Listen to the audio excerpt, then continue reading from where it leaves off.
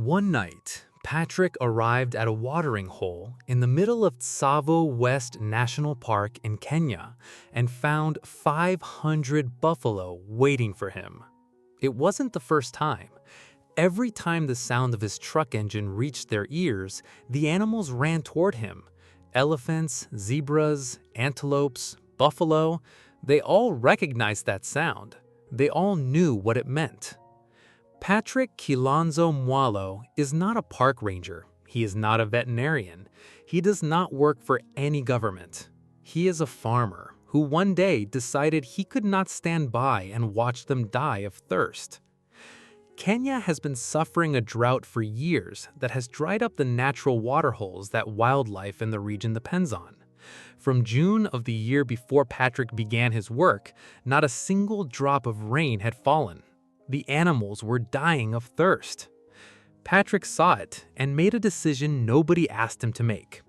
He rented a truck, filled it with approximately 3,000 gallons of fresh water, and drove for hours along heavy, slow roads until he reached the dry watering holes in the park.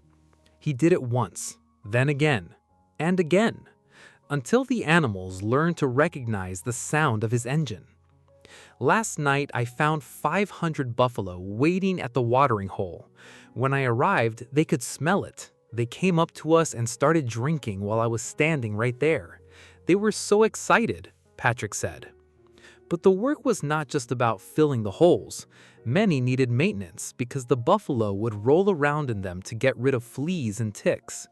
Patrick would arrive, assess, clean, fill, and then make the drive back. The truck is heavy and it doesn't go very fast. You have to be patient and just go deliver the water, he explained. And then something came that Patrick did not anticipate.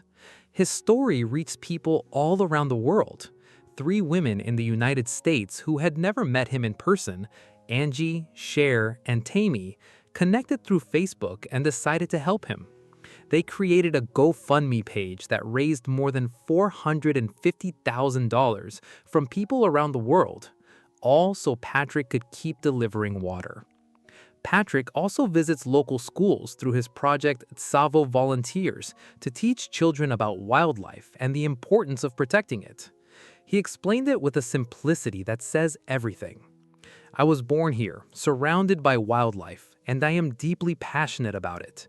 I decided to help raise awareness so that when these children grow up, they will protect everything around us. A farmer who drives for hours to bring water to wild animals, who educates children to care for what he cares for, who did not wait for anyone to give him permission or resources to start. He simply started. At the beginning of this story, hundreds of animals were dying of thirst in the dry watering holes of Kenya. In the end, there was a man with a heavy, slow truck who showed up every time he could because he knew that if he didn't, they would die. And sometimes, one person is enough.